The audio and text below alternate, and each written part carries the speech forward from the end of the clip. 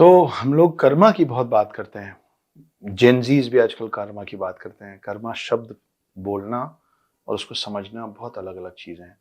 तो मैं आपको एक दो इंटरेस्टिंग एग्जाम्पल्स देता हूँ रामायण और महाभारत से, जिसमें कर्मा को बहुत अच्छे से समझाने की कोशिश की हुई है। तो त्रेता युग, जिसमें रामायण हुआ था, विष्णु जी राम अवतार में नीचे आए और सीता का हरण हो गया। रावण सीता को हर के ले गए और राम जब उनकी खोज में निकले तो उनकी मुलाकात हुई सुग्रीव से। सुग्रीव बहुत परेशान थे क्योंकि सुग्रीव का बड़ा भाई बाली ने उसका पूरा राजपाट छीन लिया था। सुग्रीव से राम को पता चला कि बाली को हरा पाना लगभग असंभव है। क्यों? क्योंकि बाली जिससे लड़ता था उसकी आधी शक्ति बाली अपने अंदर सोख लेता था। तो उसको हरा पाना लगभग लगभग असंभव था।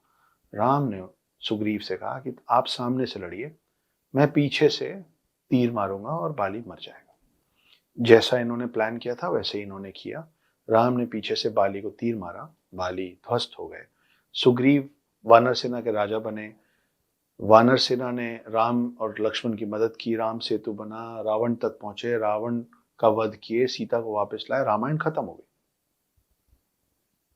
वापस राम जब विष्णु अवतार में अपने लोक पे पहुंचे तो वहां पे दो लोग बड़ी नाराजगी से उनके पास आए। वो थे इंद्र और सूर्य। वो आए और उन्हें बोला कि हम नहीं खेलेंगे आपके साथ, ये फाउल है। विष्णु जी बोले, आप लोग से तो इतने समय बाद मिल रहा हूं, आप लोग को मुझसे क्या शिकायत है? तब विष्णु जी को बताया गया, तब उनको समझ में आया कि बाली और सुग्रीव जो थे वो इंद्र और सूर्य के प्लेयर्स थे, वीडियो गेम प्लेयर्स, जैसे हम वीडियो गेम्स खेलते हैं। सो दीज टू कैरेक्टर्स, इनको कंट्रोल करने वाले ये दो लोग थे और ये तय था कि बाली ही जीतेगा, सुग्रीव ही हारेगा। लेकिन विष्णु जी के बीच में आ जाने से ये गेम चेंज हो गया। बाली को जीतना था, बाली हार गया, बाली की मृत्यु हो गई और सुग्रीव जीत गया। सुग्रीव जो था वो सूर्य का प्लेयर था और बाली जो थे वो इंद्र के प्लेयर थे। तो विष्णु जी को जब ये पूरी बात समझ में आई तो वो मुस्कुराया, बोले कोई बात नहीं, अगली बार जब नीचे जाऊंगा तो मैं इस चीज को सेटल कर दूंगा। समय बीता, त्रेता युग खत्म हुआ, द्वापर युग शुरू हुआ।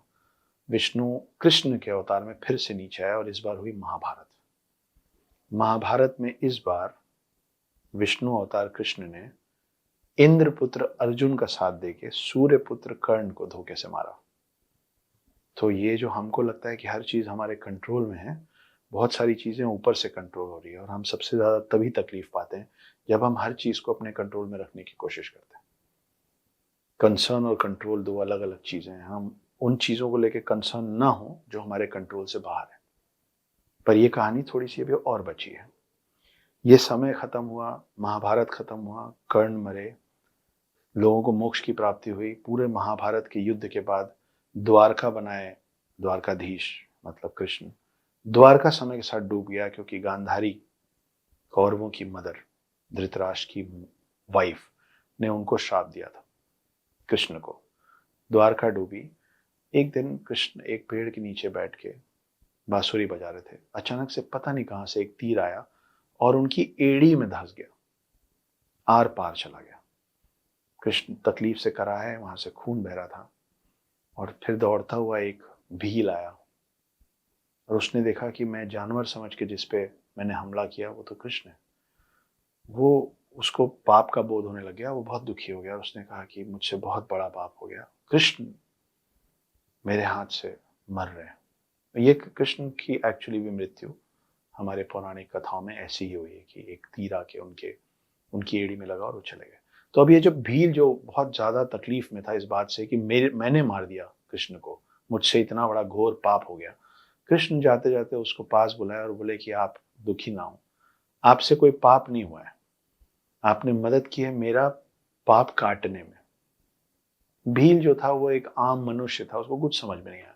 तब कृष्ण ने उनको बताया कि वो पिछले जन्म में सुग्रीव का भाई बाली था जिसको राम ने धोखे से मारा था और अब ये जो तीर आके कृष्ण के की एड़ी में धंसा है, ये कृष्ण का पाप कट रहा था। तो इस पृथ्वी का एक उसूल है, एक रूल है, इसीलिए पृथ्वी गोल है कि जहां से आप शुरू होते हैं ना, आपको घूम के फिर वहीं पहुंचना पड़ता है। उसी को कहते हैं कर्मा। और उससे कोई अछूता नहीं है। अगर वो भगवान भी है तो उसको भी उसका कर्मा इस पृथ्वी के अंदर बराबर करना पड़ेगा। तो आज की डेट में अगर आप अच्छे काम करेंगे तो या इस जन्म में या अगले जन्म में कहीं ना कहीं उसका परिणाम आपको मिलेगा। And same goes the other way round. आप आज किसी का बुरा कर लीजिए, वो बुरा घूम के आपके पास किसी न किसी तरीके से आएगा। तो पुनर्जन्म, डेस्टिनी, कर्मा और कंट्रोल, इन 4 चीजों के बारे में मैंने आपको इस वीडियो में बताया। Stay tuned.